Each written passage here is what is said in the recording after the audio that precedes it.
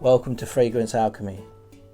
Today we're going to be reviewing an oil that I purchased whilst I was in northern Bangladesh called the Funk Meister.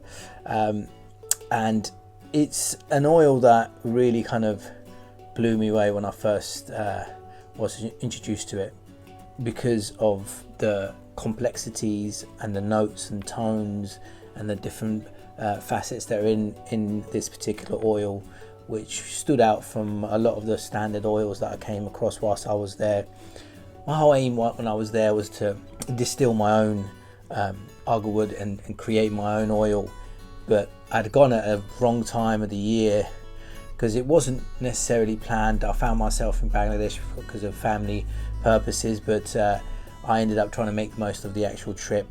So I thought, okay, how about if I go and distill my own? My father-in-law's got his own distillery there. I can go and use them at any time. So that was the plan, but it didn't quite work out because obviously, like I said, it was the wrong time of the year. It was Ramadan, it was fasting season. You know, most of 99% of the Muslim world was engaged in religious activities, and then during at the end of it, a lot of oud and a lot of other stuff are sold. It's like the busiest time of the year for the whole Muslim world, and so I just really didn't get the chance to actually distill my own.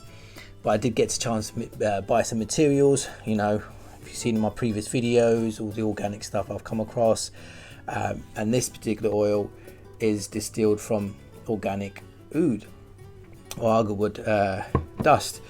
I mean, some of my father's employees were introducing me to all different oils that they had.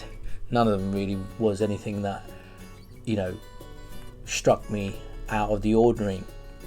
So when they brought this over to me, here we go, another stinky barnyard smell.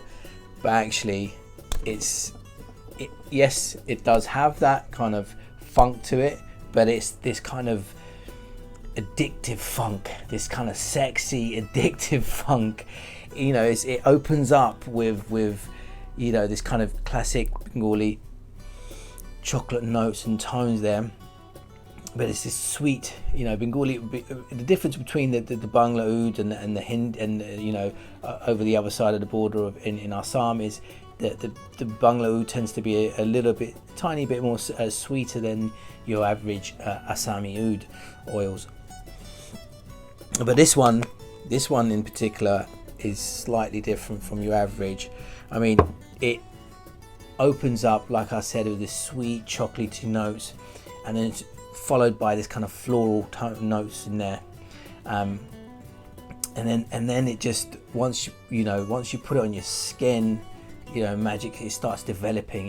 You start getting the cardamom, the leather, and then it kind of dries down to this sweet tobacco note, but it has this amazing effect. It really grips you. It's a very addictive oil. It is a very addictive oil. It's not an oil that, yes, you can wear on an everyday basis. In the West, definitely not, but it's definitely an oil that will quench your craving. You just want to keep smelling it. It has this real kind of addictive, sexy like smell to it. It's almost like pheromones in there. There's some weird pheromones in there. This is the kind of effect it has on me. It's just like this, and you just keep wanting to sniff it. It's beautiful oud oil. Definitely one of my favourite Bengali oud oils that I've come across, and I thought I'd do a review. I mean, as you can see, it's a very light oil. It's been filtered properly, but they've used a high grade dust to it. None of the nailed stuff. This is kind of more the organic stuff, the insect infected stuff. Not quite wild, but it's the closest you're going to get to wild. I got it at a really good price, so I'm passing that on to my customers, and the price that I'm selling it at is far less than a lot of people's for an oil that is really worth 3 times the price that I'm actually selling it at. Some other people are selling something similar for about $300. Mine one's nowhere near that. Check it out on my website. oudbase.com. But yeah, you know, I hope you guys like the review. Please like, comment and subscribe. Fragrance Alchemy. Have a nice day, guys. Bye bye.